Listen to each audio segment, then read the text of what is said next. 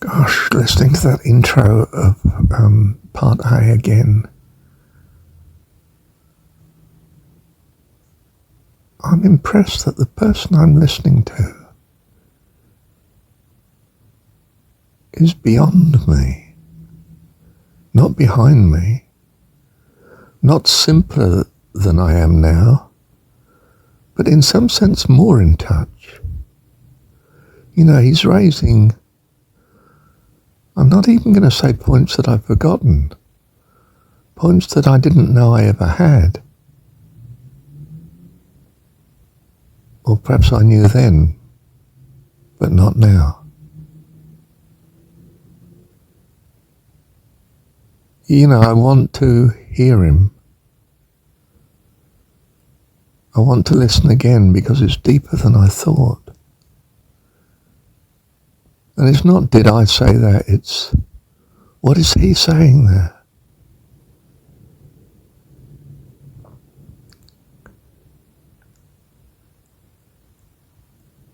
You know, we have this view, we get better as we get older, not worse, and not deteriorating. Well, we're clear that, you know, age is a deterioration, but, oh goodness, I wouldn't want a deterioration of my understanding of God. That would be tragedy I couldn't avoid.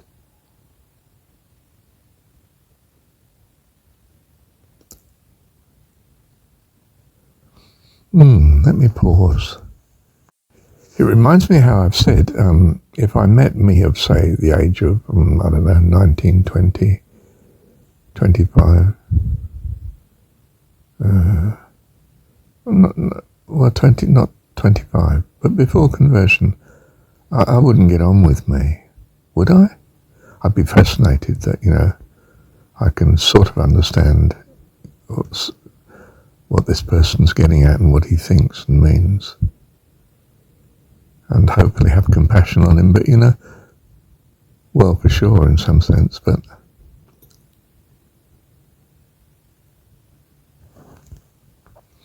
well, this person of 2020 in part A above is I'm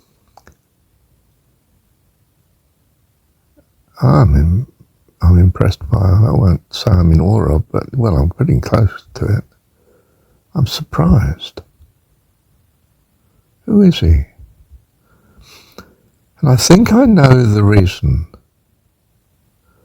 I'm meeting with a man, if you like to think about me of 5 years ago,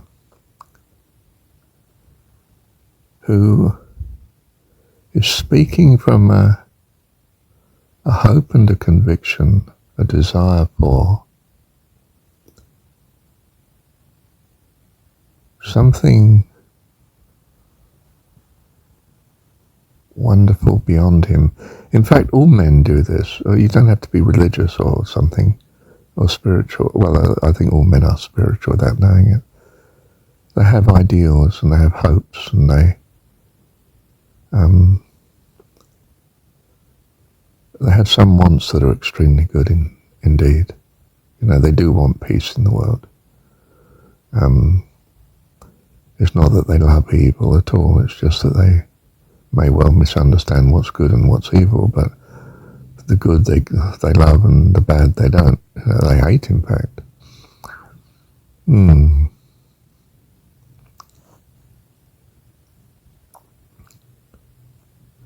There's a sincerity and an idealism in this man of 5 years ago. You could say, oh, well, you're biased because you know it from the inside. Not really. I've got a harmony with it now because I suppose have built on such, but not all of such, because I obviously missed much of such. Put it another way, and you'll think this is even more grandiosing, but still, I'll hazard it. If what he says is of the Holy Spirit, well, of course, it's got far more in it than he thought, far more in it than he realized.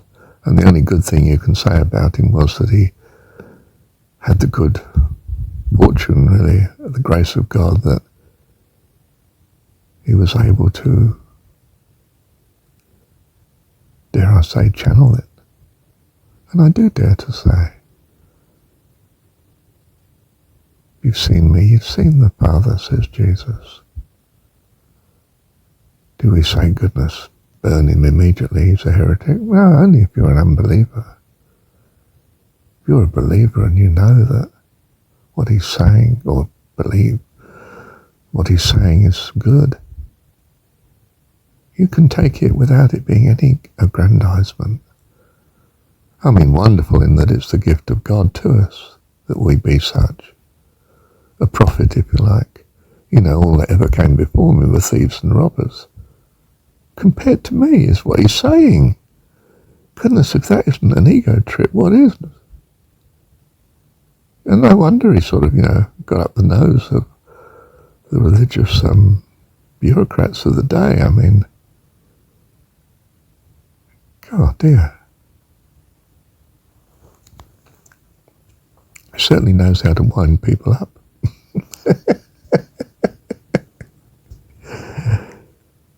This man's heading for trouble. How do you protect him? You can't. And that's the tragedy of the story that moves us, isn't it? The ones that love him want to protect him and they can't. And in the story he suffers. And they don't want this. The most terrible thing has happened to them, in effect. Their most wonderful person's been crucified. Where does that leave you? You collapse into the embrace of God because you can't tolerate this. I tell you, he got crucified for a good reason in the story. And I'm so grateful it was just a story in that sense. I know in history, actual history, I know many people have been crucified and so on. I realise that, and that's terrible.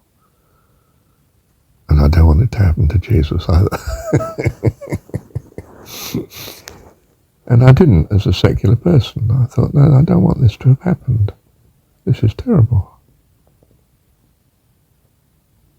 God, you should have done something about this. So he did. It says, Marshall, it's a story. Oh, thank God for that. Right, I can still love you, God. I just couldn't accept that you were history in this detail of crucifixion. Although I do understand that.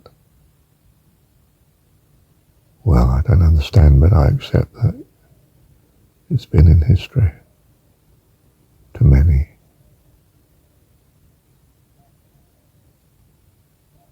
Yeah, well, I'm not dwelling on it. Don't dwell on evil. It doesn't lift you. It doesn't do you good. All it does is propel you into the arms of God, and that's good. Well, great. But when you're in the arms of God, you don't have to continue living some make-believe crucifixion or some make-believe world, some dream that we're in now. And everybody knows it just passes. It's not eternal. Thank God. It's school. It was apparently appropriate for a season for you, but now you've graduated. You're here only as long as you tarry.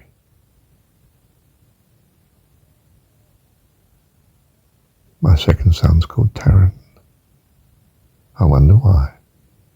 It's named after a mountain in Taranaki. There's a reason for Taranaki being on its own. I think he had an affair with Ruapehu's wife, or lover, I don't know. And so he was banished to the coast. Actually, he's walking in the other direction. There have been several Taranaki mountains before him, and they've got eroded, and the remnants of one of them, you can just see the bits of it sticking out of the water. And there's another one that is drastically eroded on land. And I've got a feeling another, and then you get to Taranaki, and you can work out where the next one is, stir. When you can't work out so easily. I've got distracted, diverted, haven't I?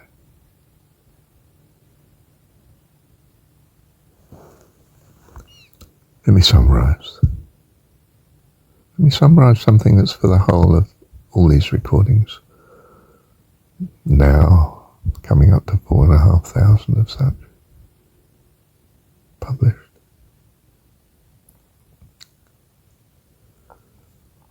Well,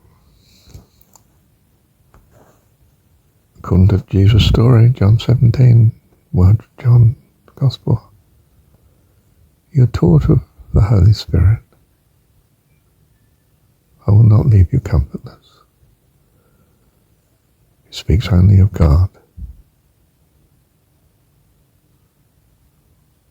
You're not taught of man, priest, authority, king, or anyone else.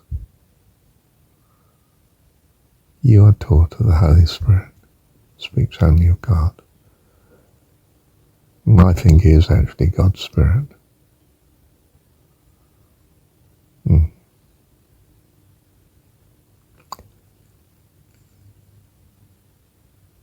And if you do such, when others hear it, they hear things you don't even know you've said. And you might not even be able to see them yourself until a few years later. Wow. But it does give you ears to hear. More and more. You see, we have entered into life. Abundant life. Life eternal. Thank you, Heavenly Dad. Yes, it's not that, is it? It's that it's not me when I hear that recording. And it wasn't me. I didn't have that understanding. But the guidance of it is there. Because he's speaking in trust. He just puts it down. You know, all this business of channeling, you could say, yeah, and you're channeling the wrong spirit. Well, I don't think so. Look at the fruit.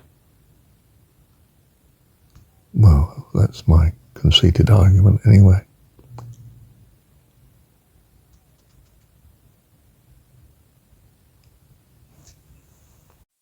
When you speak in sincerity and trust in God, earnest, integrity, you speak more than yourself. And it shows.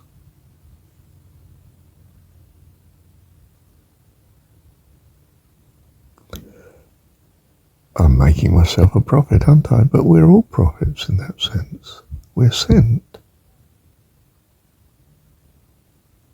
We're sent because the Holy Spirit's in us now. Jesus is in us according to John 17.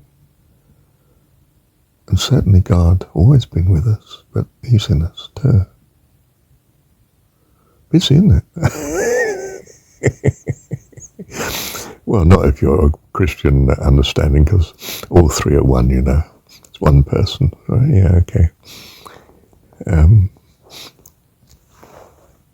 Jesus, John has its, Gospel has it, it's simpler to say as to Nicodemus, you need to be born again.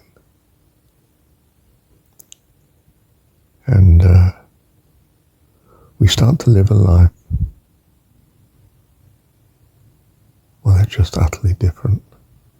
It's kingdom living, even though we're still here.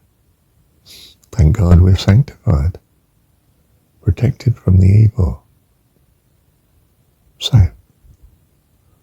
Spiritually, ourself, our personhood, is eternally safe. We are in heaven already. The kingdom within us.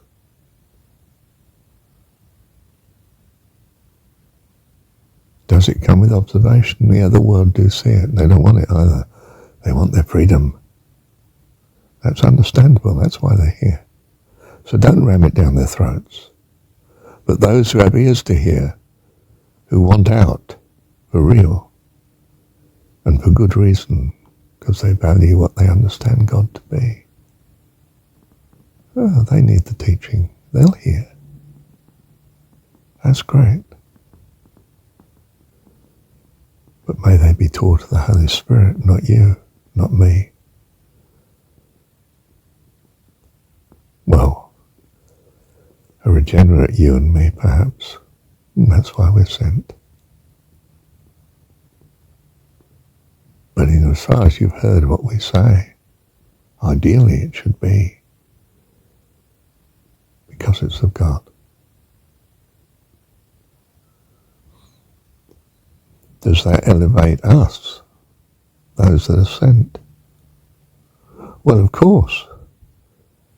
But you'll be pleased to know only from God's point of view. Thou hast loved them as thou hast loved me, says Jesus. He's talking about us. But the world will see you as not worth very much at all until it has ears to hear, until it grows very weary of the evil that it encounters here in this world and longs for something better. Then it has ears to hear.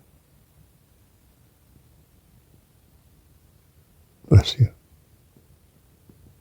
Bless them. And we do. Thank you, Heavenly Dad.